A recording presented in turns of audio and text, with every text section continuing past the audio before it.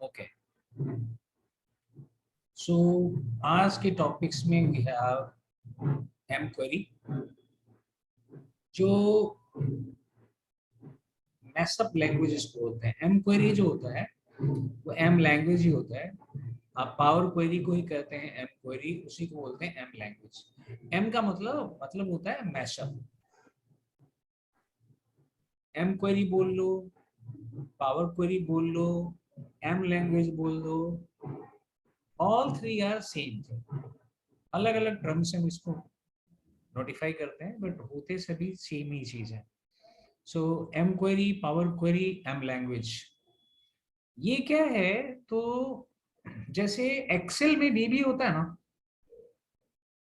Excel को develop करने के लिए, डेवलप का मतलब एक्सेल तो ऑलरेडी डेवलप्ड है, लेकिन डेवलप करने का मतलब आप उसे कस्टमाइज करना चाहते हो अपने अकॉर्डिंग, उसमें कुछ ऑटोमेशन या कुछ चीजें करना चाहते हो, ऐड करना चाहते हो या रिड्यूस करना चाहते हो, एनेबल डिसेबल करना चाहते हो, देन यू नीड वीपीएन। ठीक है।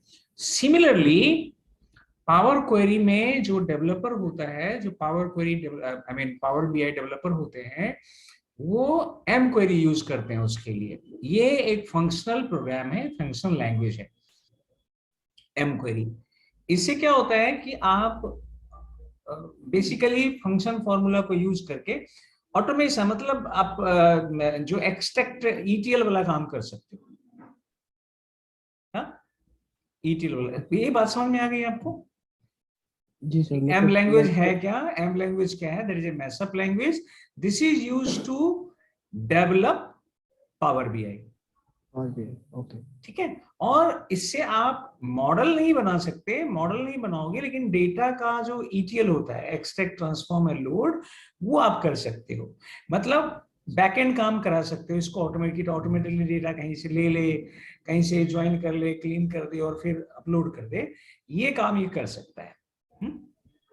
ठीक है। डेक्स इसके ऊपर आता है। डेक्स जो होता है, DEX is a logical approach to do calculations. हालांकि आप इसके थ्रू भी कैलकुलेशन कर सकते हो, बट ये ज्यादातर स्लाइसिंग, डाइसिंग, कटिंग, ज्वाइनिंग, इन सब चीजों में काम आता है। माने पावर कोई एडिटर के अंदर जो काम होता है वो सब कर सकते हो। ठीक है, बैकएंड वाला काम। दोबारा क्यों दिखा रहे हैं? क्या ओके।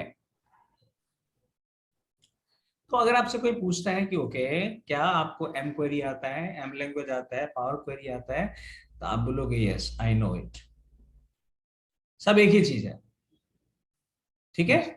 लोग मानते हैं, इस चीज को मानते हैं कि उनको पावर बीआई डेवलपर, जो पावर बीआई डेवलपर का प्रोफाइल होता है उसमें एम क्वेरी चाहिए। उसी को लोग एम लैंग्वेज बोलते हैं, पावर क्वेरी बोलते हैं, एम लैंग्वेज, एम क्वेरी बोलते हैं, सब एक ही चीज है।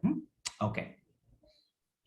अब क्वेश्चन आता है कि ठीक है, ये तो समझ में आ गया, लेकिन ये होता क्या है, ये कैसे बनता है, कहाँ लिखते हैं, इन सब चीजों को हम समझते हैं। ओके।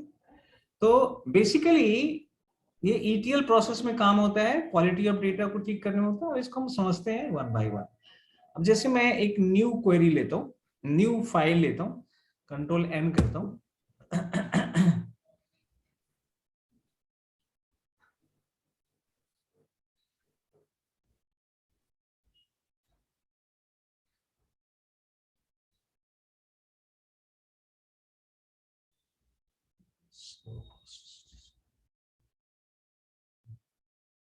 देखो इस विंडो में अगर मुझे पावर क्वेरी एडिटर में जाना है, या फिर हम एम लैंग्वेज करना चाहते हैं, लिखना चाहते हैं, या फिर एम क्वेरी डेवलप करना चाहते हैं, तो आपको क्या करना है, you need to go to the transform data. इसके अंदर ट्रांसफॉर्म डेटा से तो पावर क्वेरी एडिटर में चले जाओगे, आपको यहाँ जाना होगा। यहाँ जाओगे, यहाँ जाने के बाद आप देखोगे तो यहाँ पे होता है एडवांस एडिटर। अभी ये ऑफ है, एनेबल नहीं है, देख रहे हो? क्योंकि कोई टेबल नहीं है तो इसलिए एनेबल नहीं है। तो अगर व्यू में जाओ, तो व्यू में जाओगे, अगर आप व्यू में जाते हो तो यहाँ पे भी मिलता है, पर ये भी एनेबल नहीं है। क्यों नहीं एनेबल है? क्योंकि आपके पास कोई टेबल ही नहीं है, कोई क्वेरी नहीं है, ब्लैंक क्वेरी भी होना चाहिए, कुछ ना कुछ होना चाहिए, तभी जाकर के वो एनेबल या डिसेबल होगा, अदरवाइज नहीं होगा। तो मेरे पास कोई क्वेरी नहीं है, इसीलिए वो एडवांस एडिटर ऑन नहीं हो रहा। तो मेरे पास कोई ना कोई टेबल होना चाहिए, then that will be able to, I mean we will be able to use it.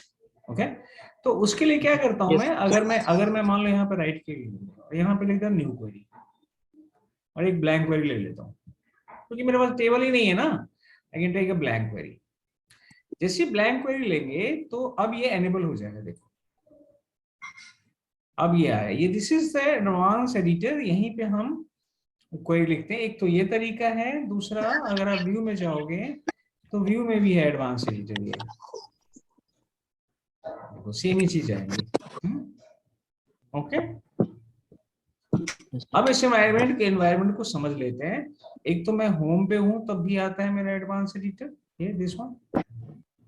Mm, अब ये अगर देखोगे तो बीबीए की तरह, क्योंकि आप लोगों ने बीबीए किया है, तो यहीं पे कल को पाइथन या आर स्क्रिप्ट भी करोगे तो आप यहीं पे लिखोगे। यहाँ पे देखो दो टर्म होता है, एक होता है लेट और दूसरा होता है इन। किसका हो रहा है इतना शोर क्यों हो रहा है? nothing. Mm, आपको जब okay. बोलना हो ना,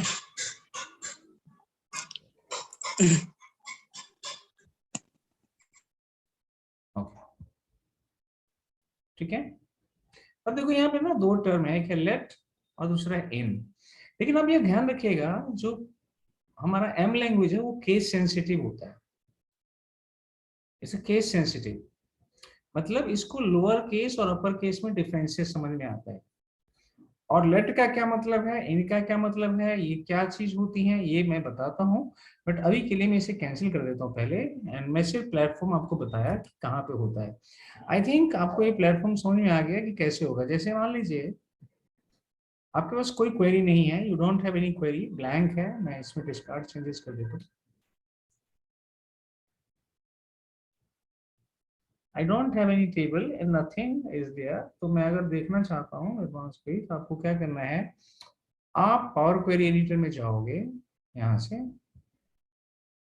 यहाँ जाओगे, प्रोसेस ध्यान रखिएगा, वैसे आदत हो जाएगी आपको धीरे धीरे। तो ये सब ना डिसेबल रहेगा, डिसेबल रहेगा तो आप यहाँ पे ना एक क्वेरी ऐड कर देना, ब्लैंक क्वेरी। राइट क्लिक करो, न्यू क्वेरी, और यहाँ पे ब्लैंक क्वेरी ऐड कर दो। ब्लैंक क्वेरी मतलब मैंने ब्लैंक पेज ले लिया।